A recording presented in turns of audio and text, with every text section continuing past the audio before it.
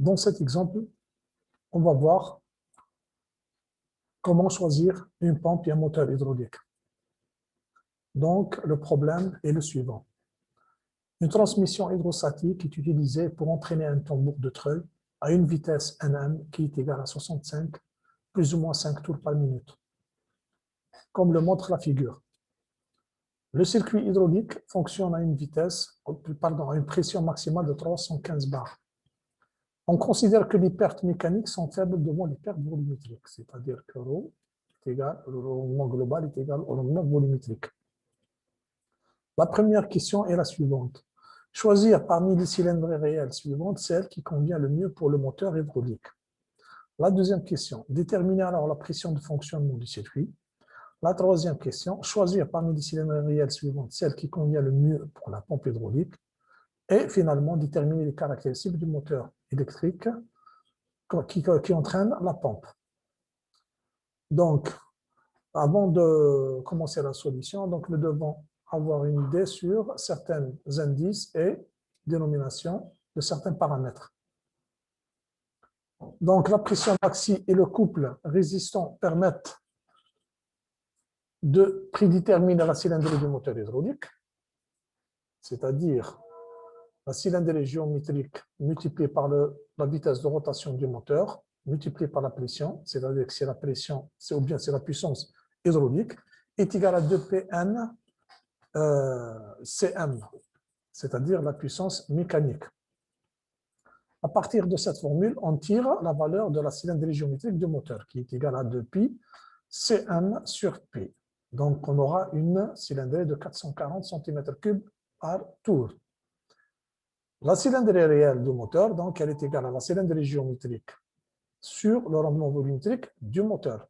Elle nous donne une cylindrée de 478 cm3 par tour. C'est-à-dire, maintenant, nous allons sur l'énoncé, la gamme de pression donnée sur l'énoncé, celle-là, et on trouve que 500 est la valeur la plus proche de la valeur trouvée par les calculs. Donc, on opte pour une cylindrée de 500 cm3 par tour.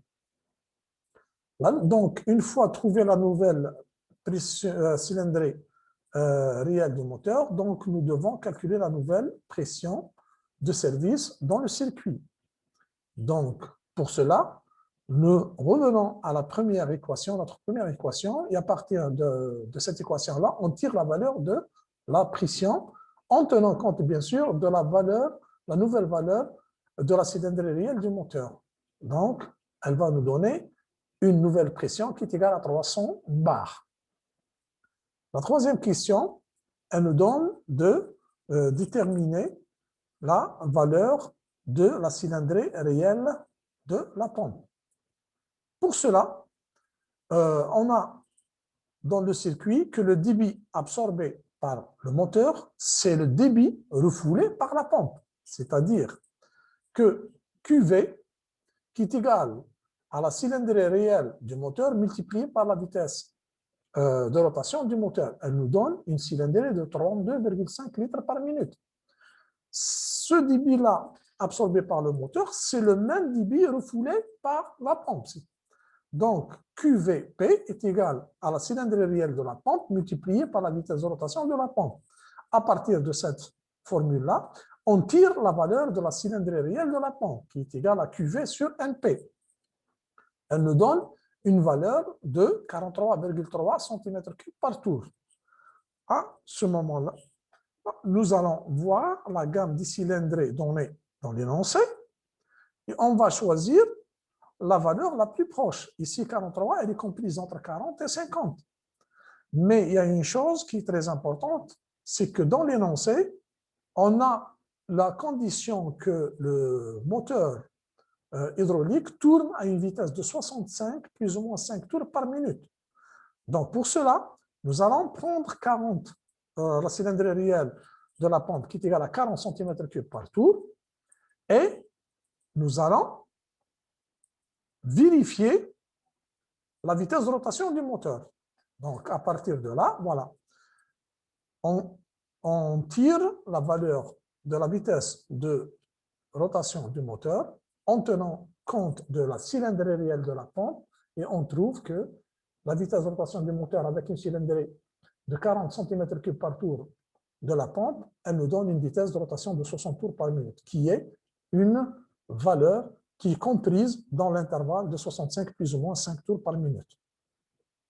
La quatrième question, elle nous demande de calculer la puissance nominale du moteur électrique, c'est-à-dire qui entraîne la pompe.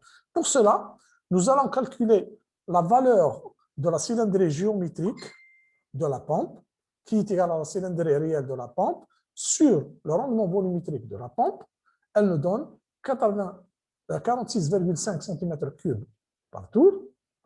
Et pour cela, à partir de cette valeur-là, on peut tirer le couple sur l'arbre d'entraînement de la pompe, qui est égal à la pression de service multipliée par la cylindrée géométrique de la pompe sur 2π. Elle nous donne un couple de 223 newtons par mètre.